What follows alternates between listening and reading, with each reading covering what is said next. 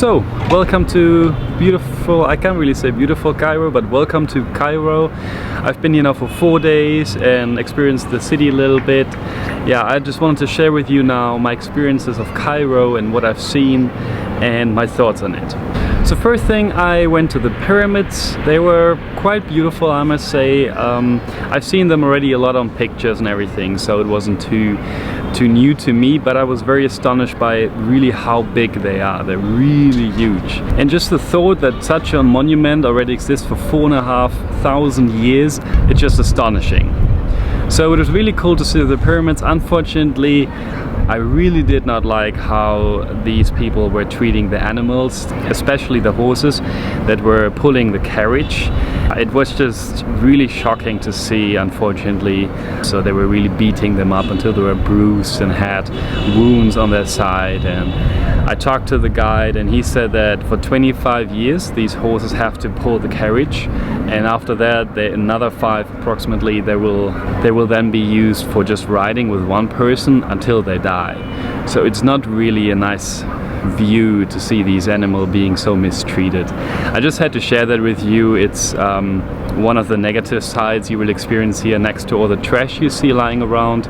So I just want to be honest with you and share both sides of my experience. So the pyramids were very nice, but what I was really looking forward to was the big market here in Cairo.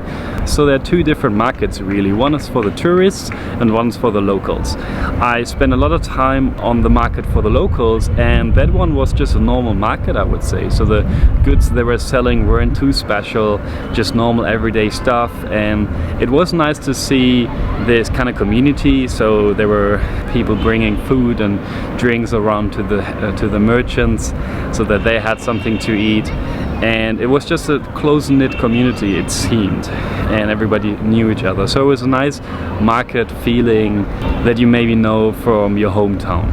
And then there's obviously the touristy market, and yeah, I didn't like that one at all. All the merchants were just pulling on my, well, almost pulling on my clothes so that I would come in and buy something.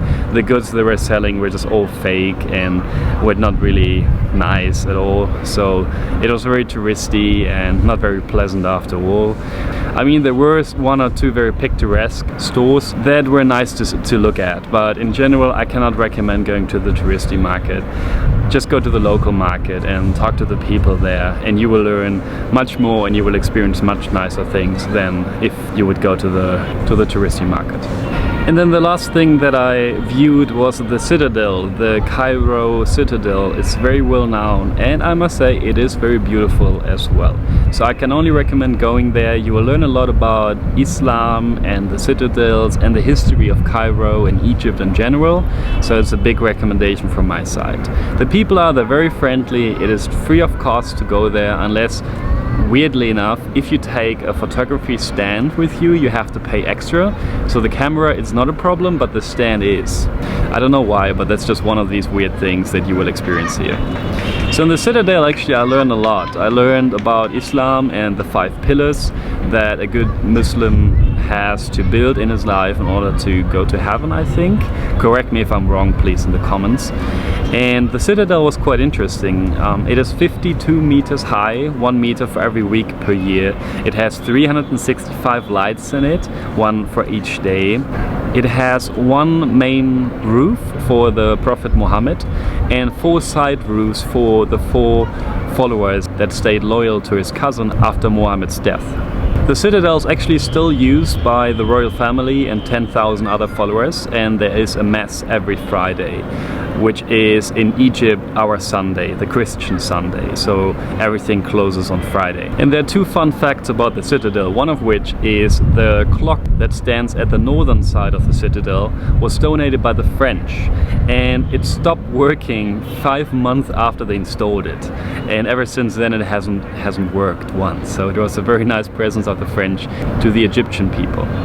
And the second fun fact is that when the British Queen arrived to the citadel and visited it, the Queen was very pleased afterwards, and that is because of one fun fact, which is in the side there are these marble stones, and they have these structures that are quite random. But the Queen spotted one structure that looked quite familiar to her, which was that there is England, so the island of England is depicted on one of these stones, and next to it is kind of a picture of the Queen herself. So this was total accident, but it pleased the Queen, so it was good. So in general I had positive experiences here in Cairo. The three things I've seen were quite beautiful and nice, nothing too special, but it was decent. And then there are two things that I liked, which were the people that I've met. They're very friendly here and very interested in you, and they always want to invite you for a tea or something else. But me as a German, I'm a little bit careful, and then also after I talk to them I just want to have my peace and go my own path. But aside from that, they were very friendly, except for in the touristy places where they get really touchy and really obnoxious and won't let go of you. But that's what you will find everywhere in every touristy place. But be prepared for the traffic, which is super chaotic but somehow also follows rules. So it is very fun actually, and maybe a little bit dangerous but exciting to go through the traffic here. One fun fact is that Egyptians, they drive like crazy, but in the last moments they all brake. And that is due to the fact that nobody here has an insurance, so if you make an accident, you actually have to pay for it. So that's why everybody is, in the last second, they actually become careful and they brake for you. And one other negative thing I have to mention is unfortunately the trash. In the city of Cairo, with almost 20 million inhabitants, there is no decent trash collecting system. There is actually a city of garbage, it is called, and it is inhabited by Coptic Christians, and they offer the service to pick up your trash at home for a couple of cents. They will take the trash with them to the city of garbage. They will go through the garbage and take anything out that can be recycled, and the rest they just throw away and collect in their own city, so it just lies around there, which is a really weird thing.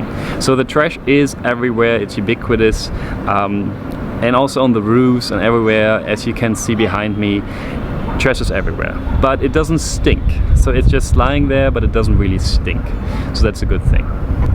So this has been my experience in Cairo. Tomorrow I will drive to Alexandria. I have 3 days there to look around and see everything until my bike arrives, and then I will get my bike through customs, and after that I will head for Sudan. So I hope you liked this video, I hope you learned a little bit, and if you haven't done so, please subscribe and like this video, as you have to say on YouTube, I think, all the time. But otherwise, I hope you liked it, and I will see you in the next video. Alright.